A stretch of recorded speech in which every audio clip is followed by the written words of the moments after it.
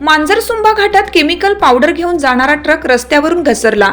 बीड जिल्ह्यातल्या मांजरसुंबा घाटात आज दिनांक 20 रोजी शुक्रवारी पहाटे 5 वाजण्याच्या सुमारास सुरतवरून तिरुपतीकडे केमिकल पावडर घेऊन जाणारा ट्रक वाहन क्रमांक KA567206 धुळे सोलापूर राष्ट्रीय महामार्गावरील मांजरसुंबा घाटात रस्त्यावरून घसरला, परंतु त्यात कोणतीही जीवितहानी अथवा गंभीर दुखापत झाली नाही।